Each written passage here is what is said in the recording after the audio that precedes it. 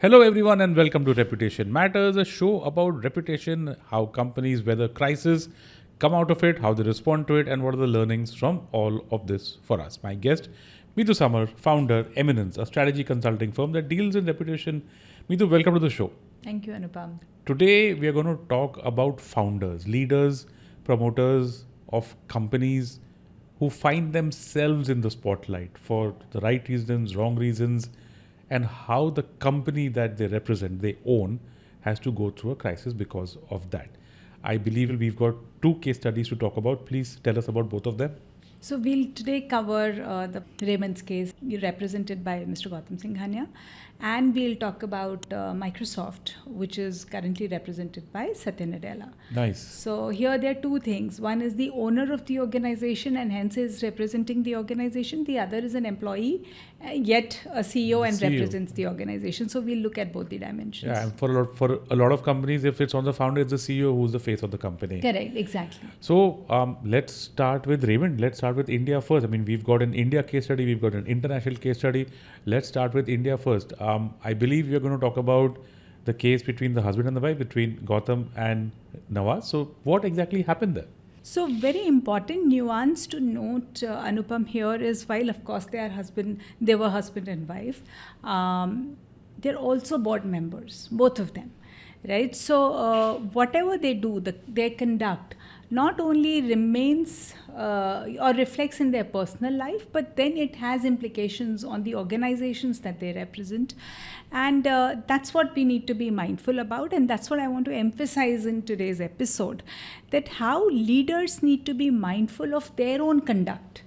Because an organization cannot talk, right? So it talks, or the leader is the mouthpiece of an organization. And if that mouthpiece doesn't play the right tune, the organization will have to face the repercussion. I'm also going to just ask you a follow-up here, right? Because you yourself are an independent director in a few companies. Maybe it might make sense to explain to our listeners the concept of a board of directors, especially for a publicly listed company, which Raymond is. In fact, coincidentally, so is Microsoft, but leaving aside Microsoft. So what is a board of directors? Who are the independent directors on the board? What's their role?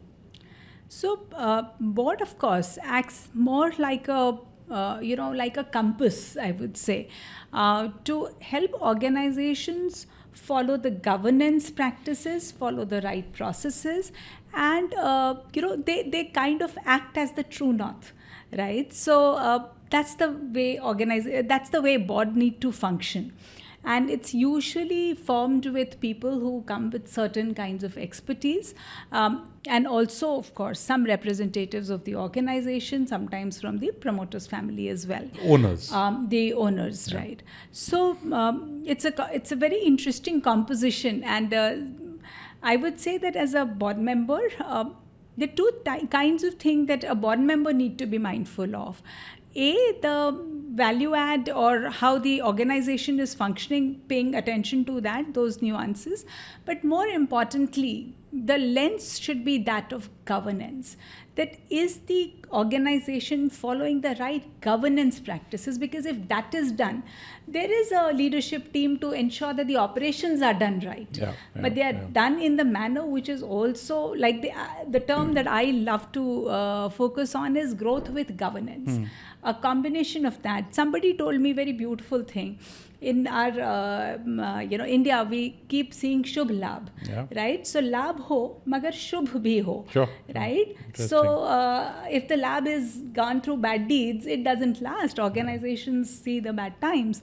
So exactly that is the concept of growth with governance. What happens when two board members have a fight? Which is what happened out here, right?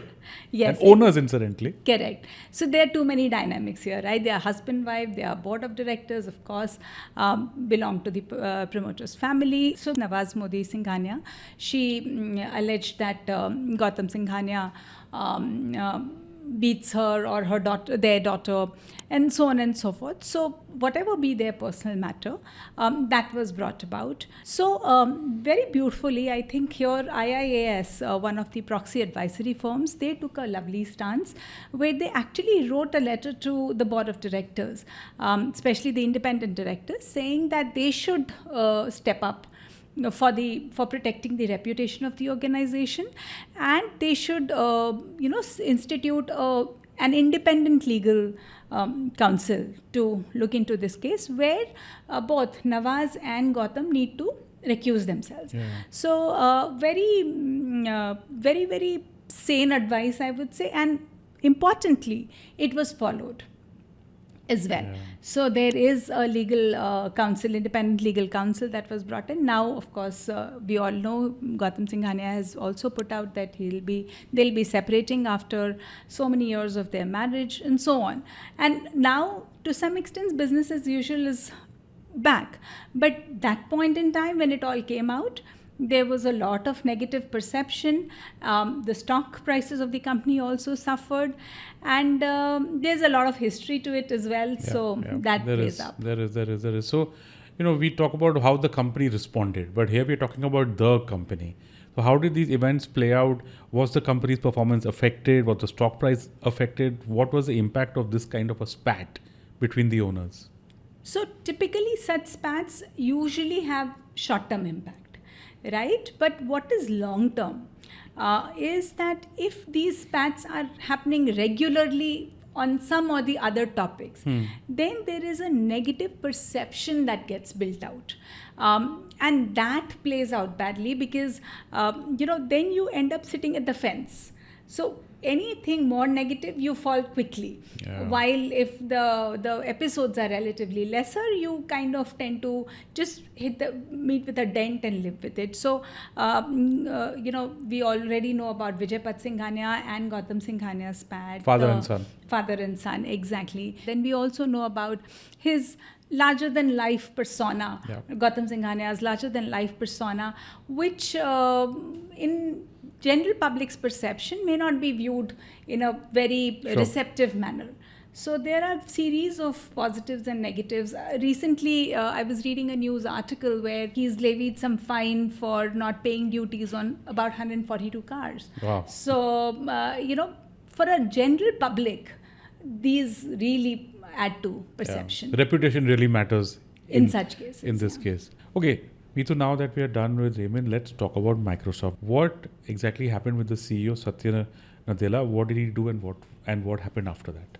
In case of Microsoft, it was very benign episode which just turned into a mega crisis for the organization. So like any leader of an organization of international repute, he was invited to speak at a forum. Coincidentally, it was a forum meant for women leaders, Grace Hopper's forum, and he was being interviewed, or he was talking to the audience there, and one of the questions that got asked to him is, what should women do because most women are quite uncomfortable asking for a raise, asking for promotion.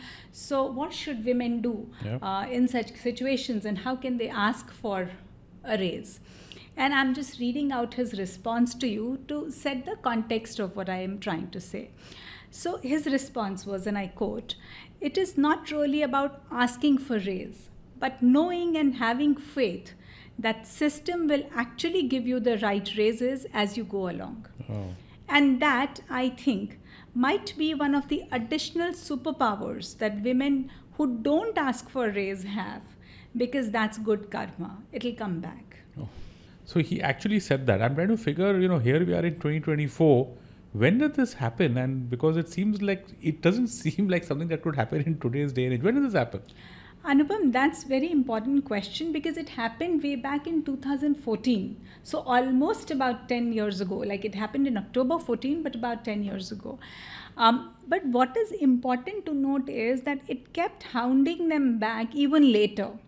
So somewhere in 2015 or 16, a lady put out a lawsuit on the organization when she left the organization, again saying that there's a discrimination and so on and so forth. But the news coverages that came on this episode, all of them referred to his instance of saying that Satya Nadella once said this, right? So it kept biting him back.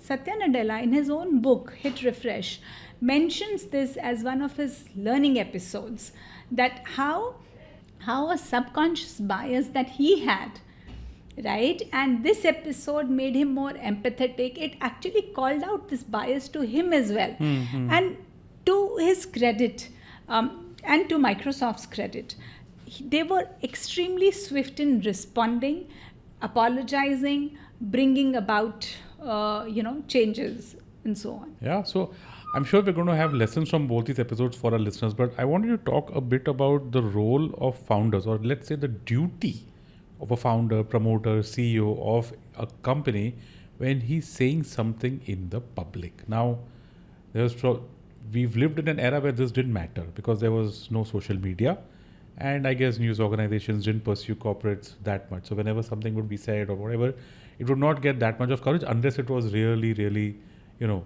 spectacular or worthy of outrage. But in the last 10 years, social media has come up everywhere.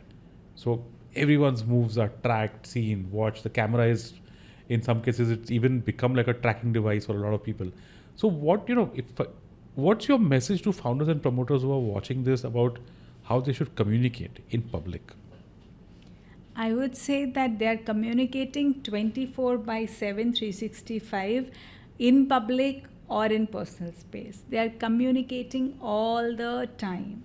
So once they have signed up for a role like this, they must know that, now they're a role model in personal space or in public space, to their children, to their wife, to their parents, to their friends and colleagues and customers and vendors and regulators, everybody. So it's a blessing, honestly, to get a important role like this. Yeah. But it is also coming with its own price tag, right? So nothing comes in this world without a price tag. So that's the price tag it is coming with, and they have to pay this price. That they have to know that their every conduct all the time is being looked upon, and they have to watch full. What happened in case of Microsoft? What happened afterwards? So now he said this, right? Now, how did the company respond, or what happened later? So 2-3 things happened outside company, which I think are very important, and we must talk about them. That the word Satya Nadella started trending. The word karma started trending. In fact, karma was the highest searched word worldwide after this episode. Wow. Right? So a lot of backlash, of course, Satya Nadella personally faced, but more importantly, the organization also faced. And then they start getting labeled as women-unfriendly organization, which is not what an organization would want. What did the company do after this happened? So 2 very important things. One was an immediate response because he was on stage with the independent director, Mary Clo, at that point in time. She immediately corrected him. And she said that this is one of the very few things that I disagree with you on. And she then went about giving her own advice to women there in terms of what can they do if they are uncomfortable asking for a rise. So that's the kind of response that was immediate. The second thing, that organization took cognizance of it. Then they have gone about implementing a lot of D&I strategies. What does that stand for? Sorry, not a term that I'm familiar with. So it's diversity and inclusion. Diversity right? and inclusion. Okay. So actually, there are 2 different terms. D and I. Yeah. Yes, there are 2 different terms that keep getting used here: diversity and inclusion, and DEI, which is diversity, equity, and inclusion. Okay. So and a lot of organizations are following this to ensure that all kinds of diversity is well accepted and everybody feels included in the organization, irrespective of gender, irrespective of race, irrespective of education, ethnicity, or any other background that you come with. And in today's day and age, I think that's no longer a good thing to do, right? It's a hygiene factor now. And they're really doing a lot of good initiatives around that. I want you to talk about reputation here for a company when it's really important that it comes to matters like this. Let's talk about HR, for example. How does a company become more aware of how this founder speaks and the backlash that can have for you as a company, either in attracting talent or in business or just generally, how you're perceived in the market? So, not just HR, right? Every department has to be mindful of this, because an organization, like I mentioned earlier, also gets represented by people, right? So, HR, sales, marketing, legal, all these need to be mindful of it, and they should also act as counsel to anybody who's the spokesperson of the organization. And I always recommend to organization that be mindful about the number of spokespeople you have. It's important not to make it like a one person show, because it brings about a key person risk, and also not make it like a like a Bharat, so to say, where you have too many speakers and then you lack control of, or you lose control of narrative. So both of them are dangerous situations. Having 4 to 5 spokespeople for a moderately large organization, I think is a good number to have, and they must pay attention. Mitu, we've spoken about founders, promoters, CEOs making all these kinds of statements in the public or having their own set of issues, which then reflects on the company.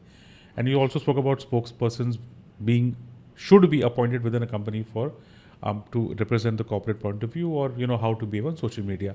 But what do we do about employees within a company, okay, who go rogue? Now, when I say go rogue, I just mean make statements that belong to their personal point of view, but might not be agreeable to the general public at large, who then decide to take outrage and then tag the employer of that employee, saying that, listen, your employee has said all of this in social media, what do you think about it? And the employee gets dragged in for something that they don't even, that they did not do. So any examples of this and what happened after that? So it's an absolute real life situation, and many organizations are struggling with this challenge, and even employees are struggling with this challenge because they're doing it absolutely benignly, but then that poses a big threat. So one very popular example is that of an organization which is highly established, well-known, large. The promoter or the CEO is on all social media platforms, gives out views regularly.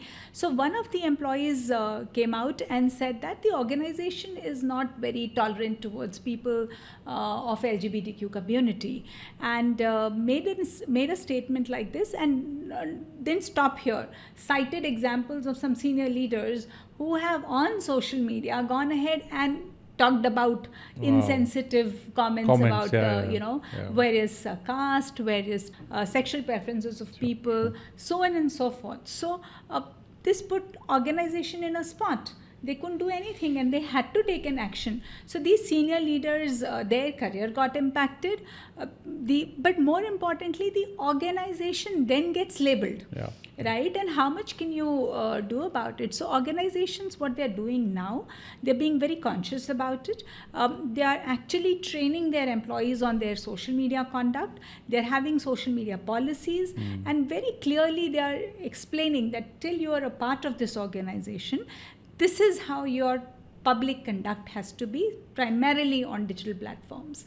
And it's becoming a real life situation, and lots of established corporates are doing it. Actually, large, small, all of them, they're doing it. That's a good learning there, folks, for you to follow about whether you're an employer of a company and how the corporate brand is affected by what certain employees post on social media. And also for employees, please read your social media contract or your employment contract before signing on and posting stuff on social media. Okay, let's just kind of wrap this entire episode up into the key learnings for our listeners, for our viewers out there. Raymond's, Microsoft, what are the few learnings that you'd like to speak about when it comes to these two incidents? And of course, with the fact that founders, promoters, CEOs are responsible in a bigger way than they can anticipate. In my mind, the 3 key learnings would be, number 1, the leaders need to know that leaders are equal to their organizations, plus they're also role models in their personal life. So all the time, they have to be very mindful of their conduct. The second important learning is that in this day and age of digital communication, too much of communication, conversations are really short-lived, right? They keep coming, going. Every second day we hear of some negative episode, right? So that keeps coming and going. But memories are sharp. Memories are long-lived. They are sitting in our subconscious. So it comes back hitting. And lastly, crisis may happen. When it happens, recognize it and work towards building back, right? Have the courage to acknowledge that crisis and move towards how do you build it back, treat it as an opportunity and build back your organization and your stance. Yeah, wonderful learnings, folks. That is a wrap on this episode of Reputation Matters, a show about reputation, why it matters, how companies face crisis, and the learnings for you as listeners and viewers. Thank you for watching.